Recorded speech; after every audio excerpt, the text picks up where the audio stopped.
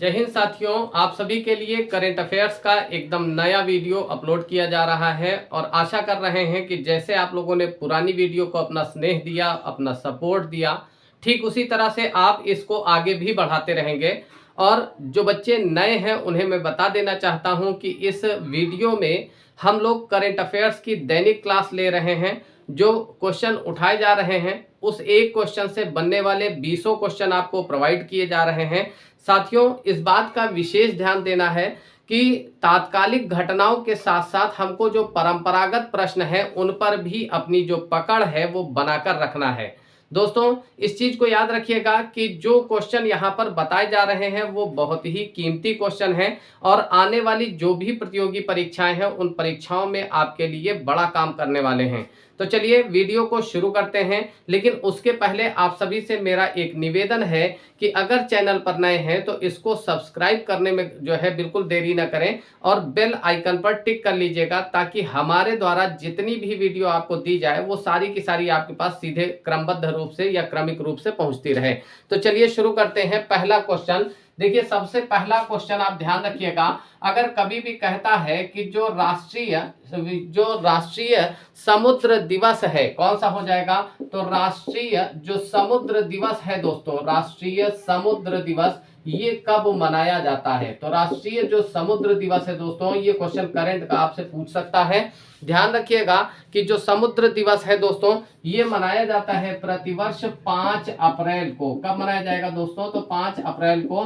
और इस बात को याद रखिएगा, जो समुद्र है ना, जो समुद्र है, अगर कहे कि विश्व का सबसे बड़ा महासागर कौन सा है, तो ये याद रखिएगा दोस्तों, वो कौन सा हो जाएगा, प्रशांत महासागर, जिसको हम लोग क्या कहते हैं, पैसिफिक ओशियन के नाम से भी जानते हैं। तो प्रशांत महासागर दुनिया का सबसे बड़ा महासागर है और सबसे गहरा महासागर है। तो बड़ा भी है और गहरा भी है, इस बात को याद रखिएगा। और प्रशांत महासागर जो है इसका सबसे गहरा जो गर्त है, कभी भी पूछा जाए कि सबसे गहरा गर्त, गर्त का मतलब क्या होता है, जैसे हमारी जो पृथ्वी है ना, वो आप देखे होंगे कि पृथ्वी समान नहीं, इसी तरह से जब आप समुद्र में जाते हो तो समुद्र में कहीं पर गड्ढा मिलता है, कहीं पर ज्यादा गड्ढा मिलता है, कहीं कम मिलता है।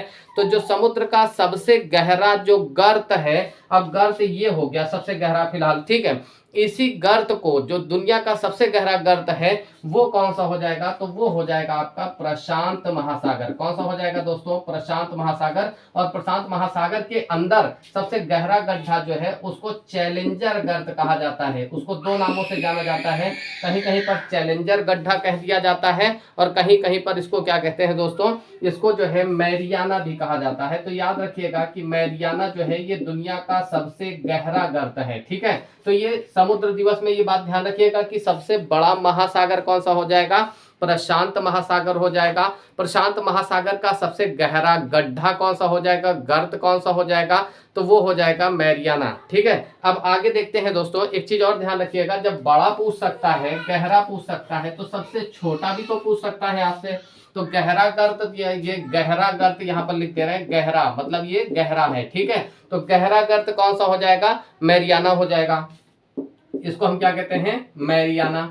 अब ये इतना पूछ सकता है तो ये भी तो कह सकता है कि भाई सबसे छोटा जो है महासागर कौन सा है, बड़ा महासागर तो प्रशांत महासागर है, छोटा महासागर कौन सा है, तो छोटा महासागर जो है दोस्तों उसका नाम है आर्कटिक महासागर। ये क्या है, छोटा महासागर है। तो याद रखिएगा सबसे छोटा महासागर आर्कटिक महासागर है। और एक बात और याद रखिएगा कि आर्कटिक महासागर ये सबसे छोटा महासागर है और साथ ही इसका सबसे गहरा जो गड्ढा है, मतलब आर्कटिक महासागर का सबसे गहरा गड्ढा जो पाया गया है उसको कहा जाता है अप्राप्य। कौन सा हो जाएगा, अप्राप्य। इस चीज को याद रखिएगा, अप्राप्य। तो अप्राप्य क्या है, ये सबसे छोटा महासागर है और उसका सबसे गहरा गड्ढा है। तो पहला क्वेश्चन आप लोग ये ध्यान रखिएगा। और ये ध्यान रखेंगे, समुद्र की बात चल ही रही है तो समुद्र का जो जल है वो खारा होता है। कैसा होता है, टेस्ट करेंगे तो कैसा होगा, खारा होगा। और ऐसा किसके कारण होता है, तो हमको पता है कि उसमें सोडियम क्लोराइड पाया जाता है। क्या पाया जाता है, सोडियम क्लोराइड। सोडियम क्लोराइड क्या है, इसको हम लोग साधारण भाषा में कह सकते हैं नमक। क्या कहते हैं, नमक। तो याद रखिएगा कि जो समुद्री जल है उसके खारेपन का मुख्य कारण क्या है, तो वो खारा इसलिए है क्योंकि उसमें सोडियम क्लोराइड जो है वो प्रचुर मात्रा में पाया जाता है। और आज भी हम अपने महासागर का केवल 5% भाग ऐसा है जिसको हम लोग जान पाए हैं। तो इस चीज को याद रखिएगा कि आज भी हम महासागरों के बारे में, भले हम चंद्रमा पर पहुंचे, सूर्य पर पहुंचे, शुक्र पर पहुंचे, बुध पर पहुंचे, लेकिन आज भी हम अपने महासागरों की गहराई में क्या छिपा है, कौन से राज छुपे हुए हैं, इसके बारे में सिर्फ 5% ही जान पाए हैं। तो आशा कर रहे हैं कि ये सारी चीजें आप लोग समझ गए हैं। अब दूसरे क्वेश्चन पर आते हैं, विश्व स्वास्थ्य दिवस। देखिए जो दूसरा क्वेश्चन है वो क्या है, विश्व स्वास्थ्य दिवस। स्वास्थ्य दिवस दूसरा दिवस है हमारा विश्व स्वास्थ्य दिवस। ये कब मनाया जाता है, तो पहला क्वेश्चन ये याद रखिएगा कि जो विश्व स्वास्थ्य दिवस है दोस्तों, ये प्रति वर्ष 7 अप्रैल को मनाया जाता है। कब मनाया जाता है, तो 7 अप्रैल। ठीक है, और इसको मनाया क्यों जाता है, ठीक है, तो 7 अप्रैल 1948 को एक संगठन था, पूरी दुनिया के लोगों की जो स्वास्थ्य है उस पर ध्यान रखने के लिए एक संगठन था जिसको स्वास्थ्य संगठन कहते हैं। क्या कहते हैं, विश्व स्वास्थ्य संगठन। तो विश्व स्वास्थ्य संगठन, विश्व स्वास्थ्य संगठन जो है इसी को हम लोग क्या कहते हैं, इसी को जो है इसी को कहा जाता है, विश्व स्वास्थ्य संगठन को ही क्या कहते हैं, इसको कहा जाता है WHO। क्या कहते हैं, WHO। WHO का मतलब क्या है, वर्ल्ड हेल्थ ऑर्गेनाइजेशन। यहाँ पर लिख भी दे रहे हैं, तो वर्ल्ड हेल्थ ऑर्गेनाइजेशन। ठीक है, तो ये याद रखिएगा। इसकी स्थापना कब हुई है, तो ये बना है 7 अप्रैल को। और कब बना है, 7 अप्रैल 1948 को बना है। तो 7 अप्रैल 1948 को बना है और इसको क्या कहते हैं, विश्व स्वास्थ्य संगठन। अच्छा, अब बात तो स्वास्थ्य की आ ही रही है, तो दोस्तों ये याद रखिएगा कि जो स्वास्थ्य है वो कैसे अच्छा होगा, तो उसके लिए हमको सबसे पहली चीज संतुलित आहार लेना होगा। क्या लेना होगा, संतुलित आहार। ठीक है भाई, हर मशीन को, जैसे कोई भी मशीन है उसको अगर चलाना चाह रहे हैं ना, तो चलाने के लिए उसको, अगर आपको चलाना है, बढ़िया ढंग से चलाना है, तो उसके लिए उसको ईंधन चाहिए। ठीक है, ऐसे ही हमारी जो बॉडी है ये भी क्या है, ये एक मशीन है। ठीक है, और इसको भी एनर्जी की आवश्यकता है। तो ये एनर्जी आएगी कहाँ से, ये एनर्जी हमको मिलती है संतुलित भोजन से। किससे मिलती है, संतुलित भोजन से। याद रखिएगा, अब कभी भी कहता है कि संतुलित भोजन किसको कहेंगे, संतुलित भोजन किसको कहा जाएगा, तो याद रखिएगा बहुत ही सरल शब्दों में बता रहे हैं। पूछा हुआ क्वेश्चन है कि संतुलित भोजन में कौन कौन चीजें शामिल होती हैं, किसको नहीं शामिल किया जाता है। तो याद रखिएगा दोस्तों कि ये जो संतुलित भोजन है ना, संतुलित आहार उस आहार को कहा जाता है जिसमें कम से कम 6 चीजें शामिल होती हैं। कितनी चीजें, 6 चीजें। अगर किसी भोजन में 6 चीज शामिल है तो उसको संतुलित भोजन कहा जाएगा। ठीक है, तो इस चीज को याद रखेंगे कि संतुलित आहार किसको कहते हैं, ऐसा भोजन, ऐसा आहार जिसमें कम से कम 6 चीजें शामिल होती हैं। अब वो 6 चीजें कौन सी हैं, तो ये ध्यान रख। देखिए दोस्तों, संतुलित आहार ऐसे भोजन को कहा जाता है जिसमें कम से कम क्या शामिल हो, 6 चीजें। अब ये 6 चीजें हैं क्या, सबसे पहली चीज इसमें होनी चाहिए आपकी, जो भोजन हम कर रहे हैं उस भोजन में विटामिन होना चाहिए। जो भी हम खा रहे हैं उसमें क्या चाहिए, विटामिन होना चाहिए। साथ में क्या होना चाहिए दोस्तों, प्रोटीन होना चाहिए। ठीक है, जब विटामिन भी होगा प्रोटीन भी होगा।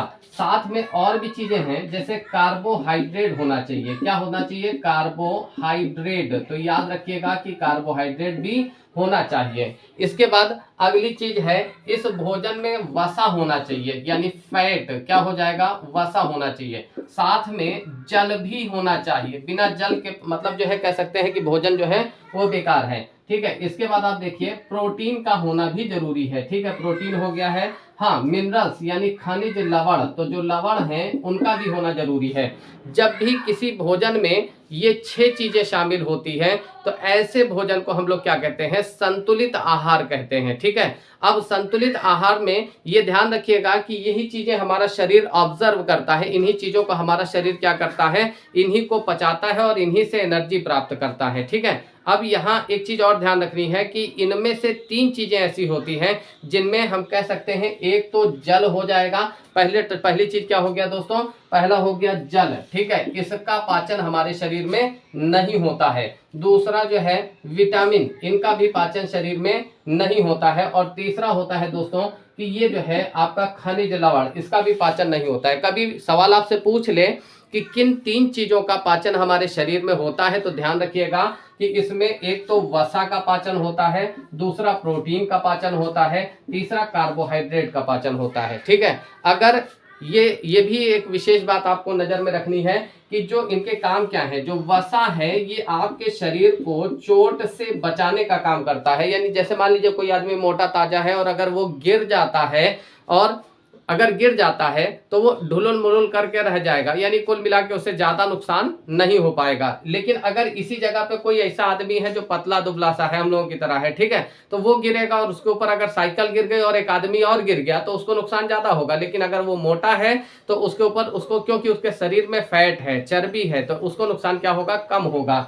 इसी तरह से बात करते हैं दूसरी चीज। देखिए प्रोटीन का जो कह सकते हैं काम क्या होता है। जैसे मान लीजिए आप साइकिल से जा रहे हैं, अचानक से आप गिरते हैं, गिरते समय क्या होगा कि पैर हाथ थोड़ा सा मोच आ गई या मांसपेशी थोड़ा खिसक गई, इधर उधर हो गई, खिंचाव आ गया। तो जो कह सकते हैं कि जो प्रोटीन होते हैं, प्रोटीन क्या करते हैं, ये ऊतकों की यानी टिश्यू की मरम्मत का काम करते हैं। तो इस चीज को याद रखिएगा कि टूट फूट, या ये कह सकते हैं कि प्रोटीन क्या करेगा, ये ऊतकों की मरम्मत का, पूछा भी गया है ये क्वेश्चन कि ऊतक की मरम्मत कौन करेगा, तो ऊतकों की मरम्मत का काम जो है वो कौन करेगा, ये आपका करता है कौन, ऊतक, ये जो है प्रोटीन करता है। ठीक है, इसके अलावा कार्बोहाइड्रेट क्या करता है, ये शरीर को इंस्टेंट एनर्जी प्रदान करता है, यानी त्वरित ऊर्जा प्रदान करता है। तो कभी भी कहते हैं कि शरीर को त्वरित ऊर्जा प्रदान करने वाला जो है कह सकते हैं घटक कौन सा हो जाएगा भोजन में। तो अगर कोई आदमी दौड़ कर आया है उसको क्या दिया जाता है, उसको हम लोग क्या देते हैं, उसको हम लोग देते हैं आपका कार्बोहाइड्रेट, यानी आपको ग्लूकोज पिलाते हो, और ग्लूकोज किसका घटक है, तो कार्बोहाइड्रेट का। चलिए अगले क्वेश्चन को देखिए। अगला क्वेश्चन है कि विश्व पुस्तकालय दिवस जो है वो कब मनाया जाता है। तो पुस्तकालय दिवस दोस्तों ये ध्यान रखिएगा कि पुस्तकों की बड़ी भूमिका होती है हमारे जीवन में, और किसी व्यक्ति के व्यक्तित्व निर्माण में जो पुस्तक होती हैं उनका बड़ा महत्व होता है। ये जो पुस्तक दिवस है दोस्तों ये 6 अप्रैल को मनाया जाता है। कब मनाया जाता है, तो 6 अप्रैल को। तो करंट का अगला क्वेश्चन आप याद रखिएगा कि पुस्तकालय दिवस जो है वो कब मनाया जाता है, तो 6 अप्रैल को। इतिहास में कहा जाए कौन सा ऐसा राजा था जो निरक्षर था, तो ध्यान रखिएगा अक्षर ज्ञान नहीं था, यानी कम पढ़ा लिखा था, तो वो कौन था, वो था सम्राट अकबर। और अगर कहता है कि कौन सा ऐसा, अकबर क्या था, निरक्षर था, ठीक है, वो पढ़ा लिखा नहीं था, ठीक है, लेकिन वो हमेशा क्या करता था कि वो किसी न किसी जो है कह सकते हैं कि विद्वान के साथ रहता था। कभी कभी संगत में रहने से भी बड़ा फायदा मिलता है। तो ये चीज ध्यान रखिएगा कि अकबर निरक्षर था, लेकिन वो ऐसे फैसले लेता था जो बड़े ही तार्किक हुआ करते थे, और इसीलिए उसको जो है महान राजा की उपाधि भी दी जाती है। इसके अलावा अगला ध्यान रखिएगा कि एक इतिहास का राजा और था जिसको हम कहते हैं हुमायूं। हुमायूं जो है ये पुस्तकों का बड़ा ही शौकीन था। बात चूंकि पुस्तक से है तो पुस्तक को के जो फैक्ट आपसे पूछे जा सकते हैं वो मैं बता रहा हूं। तो जो पुस्तक हैं ये हुमायूं जो है वो बड़ा ही कह सकते हैं कि पढ़ने का बड़ा इंटरेस्ट रखता था, और इसीलिए वो युद्ध क्षेत्र में भी जब जाता था, जब मैदान में लड़ने के लिए जाता था, तो अपने साथ पूरा पुस्तकालय लेकर जाता था। मतलब ये कह सकते हैं कि उस समय की जितनी भी किताबें थी वो सारी किताबें जो है जो वो लेकर जाता था, कहाँ, रणभूमि में युद्ध करने के लिए जाता था। एक विशेष बात आगे ध्यान रखिएगा, कुछ किताबों की बात कर ले रहे हैं। यहाँ पर देखिए अगर कभी भी कहता है कि इंडिका जो है, बहुत इतिहास की पूछी जाने वाली किताब है, इंडिका किसने लिखा है, तो दोस्तों याद रखिएगा कि मेगस्थनीज की रचना है। ठीक है, इसके बाद आपसे कहता है कि ये बताइए कि दो दश कुमार चरितम है, क्या है, दश कुमार चरितम, ये किसकी रचना है, तो दश कुमार चरितम जो है दोस्तों वो दंडिन की रचना है। तो ये याद रखेंगे कि दंडिन, ठीक है। इसके अलावा एक किताब है जिसको हम लोग कहते हैं अष्टाध्यायी, क्या कहते हैं दोस्तों, तो अष्टाध्यायी याद रखेंगे, अष्टाध्यायी, ठीक है। अष्टाध्यायी का मतलब होता है 8 अध्यायों वाली। तो अष्टाध्यायी जो है वो किसकी किताब है, तो ये हो जाएगी पाणिनि की, ठीक है। और संस्कृत व्याकरण की सबसे पुरानी किताब जो है वो अष्टाध्यायी को माना जाता है, सबसे ज्यादा पुरानी, ठीक है। 8 अध्यायों में बटी हुई है अष्टाध्यायी। इसके अलावा एक चीज और ध्यान रखेंगे, एक किताब है जिसको कहते हैं किरातार जुनियम, कौन सी है दोस्तों, तो किरातार जुनियम। तो याद रखेंगे कि किरातार जो जुनियम नाम की किताब है ये किसने लिखा है, तो भारवी ने लिखा है। किसने लिखा है, भारवी ने लिखा है। तो इतना जरूर याद रखिएगा। खासतौर पर विश्व पुस्तक दिवस कब मनाया जाता है, तो वो 6 अप्रैल को मनाया जाता है। चलिए आगे देखते हैं। एक सवाल आपसे पूछा जा सकता है कि विश्व होम्योपैथी दिवस कब मनाया जाता है। कौन सा दिवस है, देखिए, विश्व होम्योपैथी। होम्योपैथी चिकित्सा की एक पद्धति है, आपको पता है होम्योपैथी, ठीक है। और होम्योपैथी एक ऐसी चिकित्सा पद्धति है जिसके फायदे ज्यादा हैं, नुकसान कम है, ठीक है। तो विश्व होम्योपैथी दिवस जो है ये कब मनाया जाता है? करंट में आपसे ये क्वेश्चन पूछ सकता है, तो याद रखिएगा दोस्तों, ये मनाया जाता है 10 तारीख को, यानी 10 अप्रैल को। तो ये ध्यान रखेंगे कि 10 अप्रैल को क्या मनाएंगे? तो यहाँ पर हो जाएगा विश्व पुस्तक दिवस, ठीक है। विश्व पुस्तक दिवस जो है वो 10 अप्रैल को मनाया जाएगा। साथ ही एक बात याद रखिएगा दोस्तों कि प्राचीन काल में भी बड़े जो है कह सकते हैं कि बहुत बड़े बड़े डॉक्टर थे। वैसे तो ये ध्यान रखेंगे कि होम्योपैथी का जो आविष्कारक माना जाता है वो हनीमैन को माना जाता है। किसको? हनीमैन कुछ भी आ जाए तो ये मत देखिएगा कि ये हनी लिखा है कि हनी लिखा है। याद रखिएगा हनीमैन जो है उनको होम्योपैथी का जो है कह सकते हैं जनक माना जाता है। और भारत में शल्य चिकित्सा का मतलब क्या होता है दोस्तों? शल्य चिकित्सा का मतलब होता है चीर फाड़ का मामला। अगर देखा जाए शल्य चिकित्सा का जो है जनक माना जाता है किसको? तो उनका नाम था सुश्रुत। क्या नाम था? सुश्रुत। तो शल्य चिकित्सा का जनक जो है दोस्तों वो किसे माना जाता है? तो सुश्रुत को माना जाता है। चलिए साथियों, देखिए अगला जो क्वेश्चन है आपके सामने करंट का वो है प्रगति। प्रगति क्या है? ठीक है, प्रगति का मतलब ये नहीं कि आगे तरक्की करना, ठीक है। यहाँ पर जो प्रगति है वो यूज हो रही करंट के संदर्भ में। और अभी ये कह सकते हैं कि आपने एक नाम सुना होगा LIC। LIC का मतलब क्या है? Life insurance corporation. क्या हो जाएगा? देखिए यहाँ पर इसका फुल फॉर्म हो जाएगा लाइफ इंश्योरेंस। ये आपका सभी परीक्षाओं के लिए है, ये मत सोचिएगा कि इसमें आसान क्वेश्चन है, कठिन क्वेश्चन है। आप किसी भी परीक्षा के लिए इस वीडियो को देख सकते हैं, ठीक है। तो लाइफ इंश्योरेंस जो कारपोरेशन है, कारपोरेशन ये किसका फुल फॉर्म है? कारपोरेशन, ठीक है। ये किसका फुल फॉर्म हो जाएगा दोस्तों? तो ये LIC का हो जाएगा। LIC जो है उसकी स्थापना कब हुई थी दोस्तों? कई बार का पूछा हुआ क्वेश्चन है। 1 सितंबर 1956 कब हुआ था? तो 1 सितंबर 1956 को LIC की स्थापना हुई थी। और ये बात ध्यान रखिएगा कि इसने अभी हाल ही में एक ऐप जारी किया है जिसका नाम क्या है? इसको कहा जाता है आपका जो है प्रगति। तो प्रगति क्या है? प्रगति एक एप्लीकेशन है जिसको किसने जारी किया है? तो ये जो है LIC ने, ठीक है।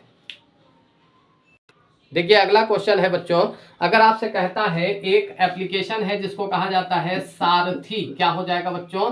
सारथी। तो कभी भी आपसे कहता है कि ये सारथी जो ऐप है, ऐप का मतलब एप्लीकेशन, जैसे प्ले स्टोर में जाकर आप अलग अलग तरह से बहुत सारे जो है एप्लीकेशन को इंस्टॉल करते हैं, इसी तरह से एक एप्लीकेशन है जिसको सारथी कहा जाता है। और इस एप्लीकेशन को लॉन्च किसने किया है? तो इसको लॉन्च करने वाला है सेबी। कौन है? सेबी। तो सेबी ने इसको लॉन्च किया है। अब सवाल उठता है कि सेबी क्या है?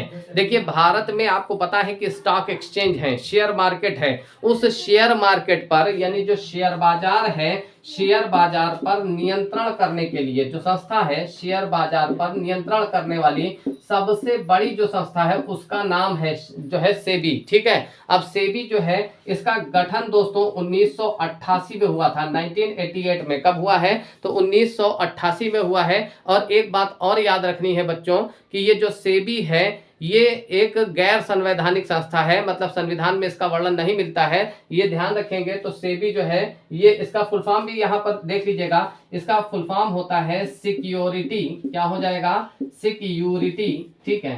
Security exchange. क्या हो जाएगा बच्चों? एक्सचेंज, ठीक है। Security exchange board of India. क्या होगा? तो security exchange board of India, board of India. तो इस चीज को याद रखेंगे।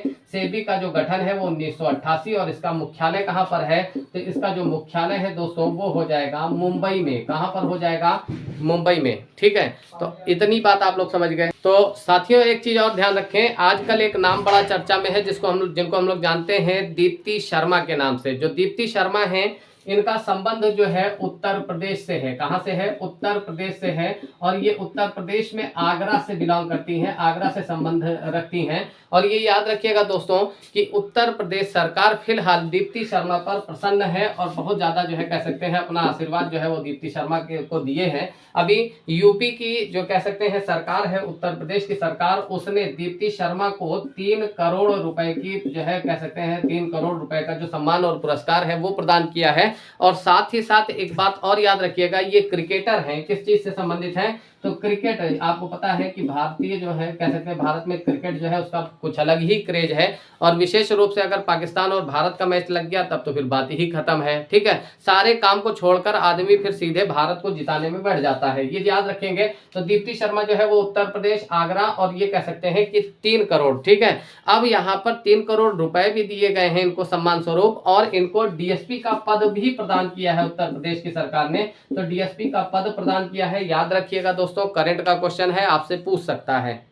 अगला देखें दोस्तों, एक अभी हाल का जो है सर्वे कहता है कि भारत से सर्वाधिक सहायता प्राप्त करने वाला देश कौन सा है। ठीक है, भारत की तो वैसे भी आदत है कि विभिन्न देशों में जिसको भी जरूरत है हमने कभी किसी को मना नहीं किया है। ठीक है, तो सहायता प्रदान करने वाला जो देश है हम ये कह सकते हैं कि वो कौन है।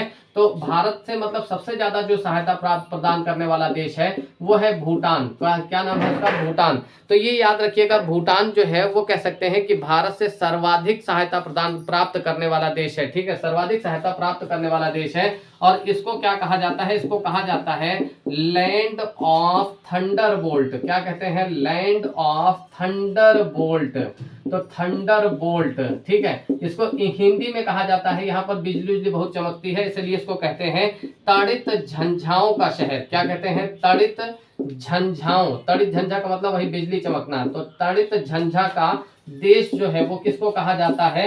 वो कहा जाता है भूटान को। ठीक है, और एक चीज और ध्यान रखिएगा दोस्तों कि जो भूटान है उसकी राजधानी का नाम क्या है दोस्तों? तो वो हो जाएगा थिम्पू। क्या हो जाएगा? थिम्पू। और यहाँ की जो मुद्रा है उसका नाम क्या होगा? तो वहां पर टका चलता है। क्या चलता है? टका। ठीक है, तो इसको भी आप लोग याद रखेंगे, कंठस्थ कर लेंगे। चलिए साथियों, आज के करंट के लास्ट क्वेश्चन पर आते हैं, ऑपरेशन गंगा। ध्यान रखिएगा, ये बड़ा ही महत्वपूर्ण क्वेश्चन है और आपसे कभी भी पूछा जा सकता है। ऑपरेशन गंगा है क्या? जिस समय रूस और यूक्रेन, दो देश आपको पता है कौन कौन से हैं, एक तरफ रूस है और दूसरी तरफ इसमें कौन है? यूक्रेन। याद रखने वाली बात है दोस्तों कि रूस और यूक्रेन के बीच में क्या चल रहा है? युद्ध चल रहा है। क्या चल रहा है? युद्ध चल रहा है। ठीक है, और ये युद्ध अभी भी रुका हुआ नहीं है। ठीक है, जो यूक्रेन की कमान है वो जेलेंस्की के हाथ में है, जबकि रूस में व्लादिमीर पुतिन, आपको पता है कि व्लादिमीर पुतिन एक बहुत ही मजबूत नेता हैं। तो इन दोनों के बीच में ये युद्ध चल रहा है, और जब युद्ध शुरू हुआ तो उसके बाद क्या हुआ कि काफी सारे अलग अलग देशों के लोग वहां पर फंस गए थे, जिसमें से भारत के लोग भी वहां पर थे जो गए थे। ठीक है, कुछ पढ़ने गए थे, कुछ काम करने गए थे। तो जब वहां पर इस तरह का युद्ध शुरू हो जाता है तो उस युद्ध में अब उनको वापस निकाला कैसे जाए? तो जो भारतीय हैं उन्होंने राष्ट्र ध्वज यानी तिरंगा को लगाया। तो जो जिन गाड़ियों पर तिरंगा लगा था, जितनी देर ये निकाले गए हैं उतनी देर तक रशिया ने भी और यूक्रेन ने भी, दोनों देशों ने जो है अपनी जो गोलीबारी है उसको रोक लिया था, और उन जो बसें जा रही थी जिनमें भारतीय सवार थे उन पर कोई आक्रमण नहीं किया गया, किसी भी प्रकार का नहीं किया गया। ये चीज याद रखिएगा कि जो यूक्रेन है, यूक्रेन की जो राजधानी है वो क्या हो जाएगा दोस्तों? कीव हो जाएगा। और इधर जो रूस है, रूस की राजधानी क्या हो जाएगी? तो ये हो जाएगी दोस्तों मास्को। क्या हो गई? मास्को। ठीक है, अब भारत का पुराना मित्र, दोनों से खैर भारत के हमेशा अच्छे संबंध रहे, लेकिन जो रूस है वो भारत का क्या है? पुराना देश है। क्या है? पुराना मित्र है। तो हम लोगों का बहुत खास दोस्त है, हम लोगों का बहुत जो है कह सकते हैं करीबी देश है, और बहुत ज्यादा सपोर्ट जो है उसने भारत को दिया है। भारत और रूस ने दोनों ने मिलकर भारत की जो पहली भारत की जो पहली सुपरसोनिक मिसाइल है, कौन सी हो जाएगी? Supersonic missile. तो इस चीज को याद रखिएगा, उसको तैयार किया किसने? किसने मिलकर? भारत और रूस ने मिलकर तैयार किया है। इसका नाम क्या है? तो इसका नाम है दोस्तों ब्रह्मोस। क्या नाम है? ब्रह्मोस। ठीक है, जो ब्रह्मोस है इसकी जो मारक क्षमता है दोस्तों वो 280 किलोमीटर है। 280 किलोमीटर है, और भारत की पहली सुपरसोनिक मिसाइल है। इसका जो नाम ब्रह्मोस पड़ा है वो दो नदियों के नाम पर पड़ा है। एक तरफ तो इसमें ब्रह्म का मतलब ब्रह्मपुत्र नदी जो कि भारत में है, और दूसरी रूस की जो मास्कोवा नदी है उसके नाम पर ब्रह्मोस नाम जो है दोनों देशों ने मिलकर रखा है। हालांकि ये याद रखिएगा कि रशिया जो है कह सकते हैं कि मिसाइल टेक्नोलॉजी हो, ड्रोन टेक्नोलॉजी हो, या किसी भी तरह से रशियन तकनीक जो है वो बहुत आगे है। और आपको पता है कि क्षेत्रफल में सबसे बड़ा देश जो है वो भी कौन हो जाएगा, रूस हो जाएगा। पूरी दुनिया का क्षेत्रफल में सबसे बड़ा देश जो है वो रूस हो जाएगा। और यहाँ पर 7 टाइम जोन है। टाइम जोन का मतलब आप सोचिए इसकी ये कितना बड़ा है, इस बात का अंदाजा आप इसी चीज से लगा सकते हो कि इसके जब एक छोर में जो है सुबह होती है तो इसके एक छोर में सूरज डूबता है। इतना बड़ा देश है, आप सोचिए, अंदाजा लगाइए इसको, ठीक है। और ये क्षेत्रफल में सबसे बड़ा देश, क्षेत्रफल में सबसे बड़ा देश कौन सा हो जाएगा दोस्तों, तो वो हो जाएगा रूस। इस चीज को भी आप लोग याद रखेंगे। उसके पास कई सारी मिसाइलें हैं, जिनमें से अभी हाल ही में ईरान से भी युद्ध चल रहा है ना, ईरान प्लस इजराइल का जो है वो विवाद बढ़ा, तो ईरान के समर्थन में उसने किंझल मिसाइल उसको दी थी। कौन सी मिसाइल दी थी, किंझल। याद रखिएगा कि किंझल जो है ये भी सुपरसोनिक मिसाइल है, ठीक है। तो किंझल नाम की मिसाइल किस देश से संबंधित है, तो रूस से। आशा करता हूं कि आपको वीडियो में बताई गई जानकारी अच्छी लगी है। जो चीजें सरल भाषा में और सरल अंदाज में पढ़ाया मैंने वो आपको पसंद आया होगा। लगातार वीडियो के लिए आप लोग चैनल को सब्सक्राइब कर लेंगे। और हमारी जो ऑनलाइन क्लास है, अगर कोई बच्चा पेड क्लास लेना चाह रहा है विशेष रूप से पीसीएस की परीक्षा या समीक्षा अधिकारी के एग्जाम के लिए, तो दोस्तों उसमें बिल्कुल देर ना लगाएं। आप लोग जो है, जो संपर्क सूत्र है 72 75 12 90 52, ठीक है। इसको मैं लिख दे रहा हूं आप लोगों के लिए, ताकि अगर कोई बच्चा इंटरेस्टेड है कि नहीं उसको लेना है क्लास, तो वो ज्वाइन कर सकता है। 72 75 12 90 52, ये जो है मेरा नंबर है। आप इस पर व्हाट्सएप पर आप संपर्क कर सकते हैं। और ये ध्यान रखिएगा दोस्तों कि शाखों से टूट जाएं वो पत्ते नहीं हैं, हम इन आंधियों से कह दो औकात में रहें। तो दोस्तों आगे फिर मिलते हैं अगली वीडियो में, तब तक के लिए नमस्कार, जय हिंद, जय भारत।